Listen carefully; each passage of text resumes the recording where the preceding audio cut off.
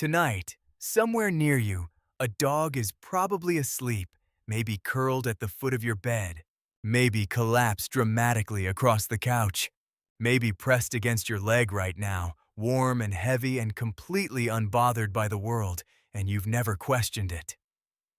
Of course, dogs live with us.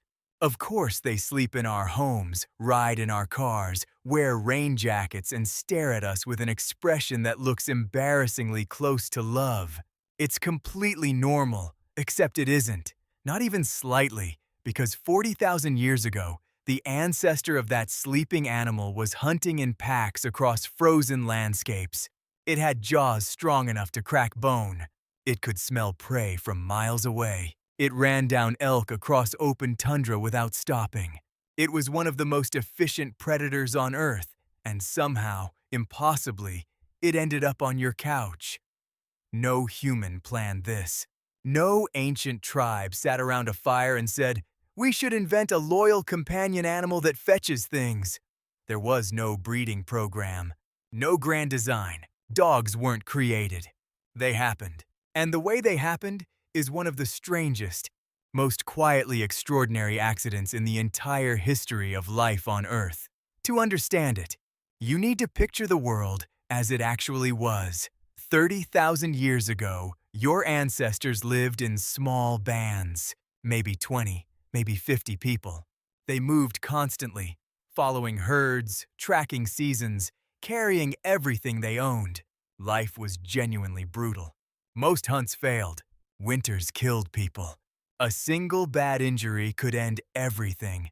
And at the edge of every camp, just beyond the firelight, wolves waited, not because they wanted to attack. Because humans are extraordinarily messy eaters. Even during lean seasons, hunter-gatherer camps left behind scraps, cracked bones, skins, half-eaten carcasses. To a wolf, a human camp was something remarkable. It was a predictable source of calories that required zero hunting. No risk, no injury, just patience and proximity. So wolves started hanging around. But here's the critical part. Not all wolves could do this. Most wolves were too aggressive, too fearful, or too territorial to tolerate the noise and chaos of a human camp. Those wolves stayed in the wilderness. The ones that crept closer were different, calmer, less reactive, slightly more curious than afraid, and those wolves ate better. Better-fed wolves survived longer. Calmer wolves reproduced more. Generation after generation, without a single human making a deliberate choice, wolf populations living near human camps were being quietly filtered. Not by human hands, by their own behavior.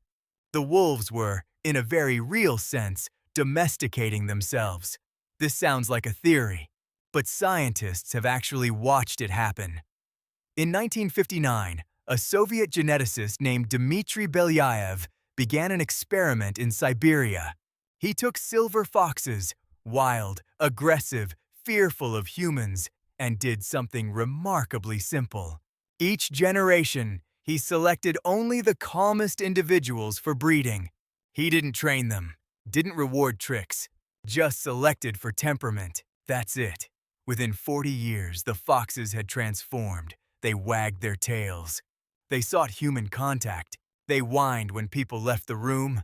But the behavior wasn't even the strangest part. Their bodies changed too. Ears went floppy, snouts shortened, fur developed white patches, tails curled upward.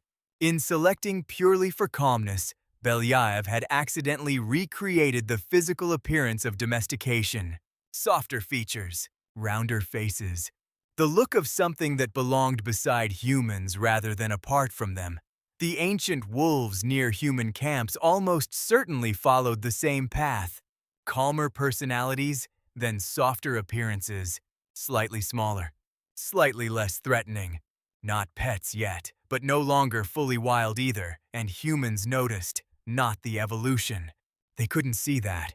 But they noticed what these calmer, closer wolves actually did. Wolves hear things humans can't. They smell predators from distances that seem almost supernatural.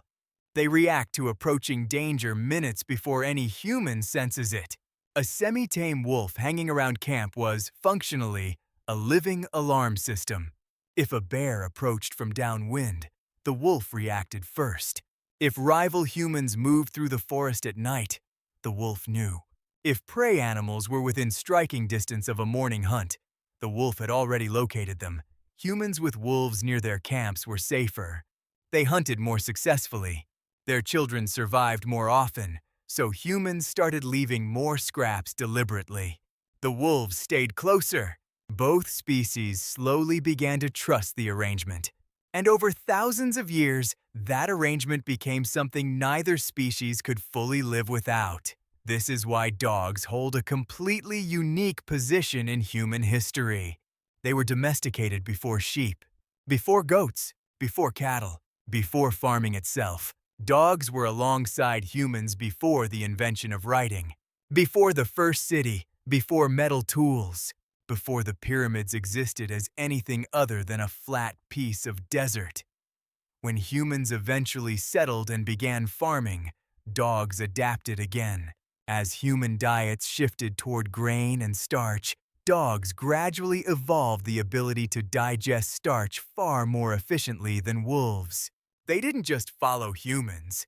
They changed themselves biologically to stay useful to us, and then something happened that no one predicted. The relationship stopped being purely practical. When a human looks into a dog's eyes, both species release oxytocin, the same neurochemical central to bonding between parents and infants. This doesn't happen with wolves. It doesn't happen reliably with any other domesticated animal. It happens specifically with dogs because dogs evolved it. Over thousands of generations, the individuals that formed genuine emotional bonds with humans survived better, were fed better, were kept closer, were protected. Dogs didn't just learn to tolerate humans. They evolved to emotionally connect with us. Those famous soft eyes, the ones that make you feel guilty for leaving the house, are not an accident. They're the result of tens of thousands of years of dogs learning, at a genetic level, exactly how to reach a human heart. Certain facial muscles that wolves completely lack became more developed in dogs, specifically because humans responded to them. Evolution shaped the dog's face to speak a language the human brain was already wired to receive. Some anthropologists believe dogs improved human hunting so significantly that groups with dogs simply outcompeted groups without them. That dogs may have helped humans spread across entire continents. That the partnership was so effective, so asymmetrically beneficial to both sides, that it changed the trajectory of our species. But domestication cost dogs something too. The wolf is still inside them. When a dog circles before lying down, it may be echoing ancient wolves flattening grass before sleep. When they twitch and whimper in dreams, something from 30,000 years ago is still running. When a dog buries food in the garden, it's following instincts older than civilization itself. And yet, modern breeding has pushed many dogs into suffering. Pugs that struggle to breathe, dachshunds with collapsing spines, bulldogs that cannot give birth without surgical help. We took the accident of domestication and then continued engineering it, often without mercy. In Germany, archaeologists found a grave dating to around 14,000 years ago. Inside, a man, a woman, and a dog, buried carefully together. The dog's bones showed it had survived a severe illness as a puppy, the kind of illness that, in the wild, would have meant death. It survived because someone fed it, someone tended to it. Someone decided that keeping this animal alive was worth the cost during one of the harshest periods in human history. That is not utility. That is not strategy. That is someone who didn't want their dog to die.